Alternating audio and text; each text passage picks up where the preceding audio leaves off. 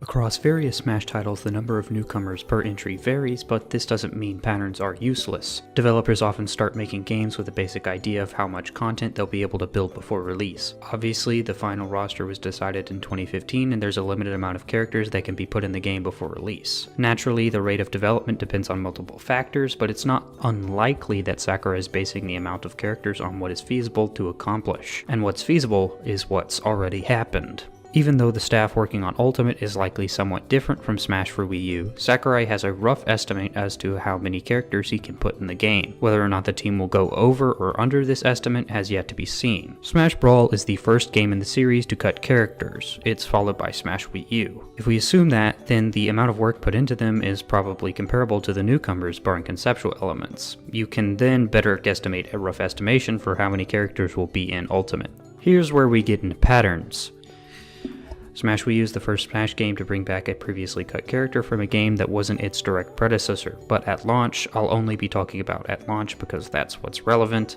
There was only one, Dr. Mario. Dr. Mario's clone/semi-clone status leaves his dev time relatively more dubious than most, but it's probably safe to assume it didn't take as much effort to bring him back as it did Mewtwo. Smash Wii U featured 17 newcomers at launch, 2 of which are clones. So with this information, I will construct a conservative prediction and a liberal prediction for how many true newcomers, not clones, will be featured in Smash Ultimate. Smash Wii U's development was around 2 years before launch. For Smash Ultimate, it seems to be around 2 or 3, though more likely closer to 2, as Brawl's dev time was around 2 as well. If we're going with a conservative estimate, we'll be getting around 6 newcomers. I've taken the number of newcomers, not counting clones, in Smash 4 and subtracted the number of veterans who have likely received a built-from-the-ground-up treatment. We already have 4 newcomers, so pick 2 from the image above, and there you go. But wait, if you remember Dr. Mario's status as a semi-clone, well, there's another 2 characters we can compare him to in Smash Ultimate, Young Link and Pichu. These characters, while likely built from the ground up, also borrow heavily from pre-existing characters. Unfortunately, since there's only one, Dr. Mario, in Smash 4, we can't say for sure how much Pichu is eating into our clone slots, if you're actually going to take these patterns seriously like I am for some reason. But anyway, for the liberal estimate, let's add 2 more fighters to the newcomer count for a total of 8. Which would mean we're looking at around 4 more newcomers revealed before launch. This would line up well with the months we have left until release. I realize these numbers might seem a bit low, but don't worry, Nintendo has noticed as well. This is why they've taken to branding clones with such specific terminology. I have absolutely no problem with echoes, and I never have. I think it's a great way to bring more fan-favorite characters to Smash. And hey, if your character doesn't make it in, there's always DLC. No way in heck Nintendo won't do DLC. Alright, now the dark truth is revealed. We're going to go where no sensible Smash Ultimate prediction video should go, back to 2008.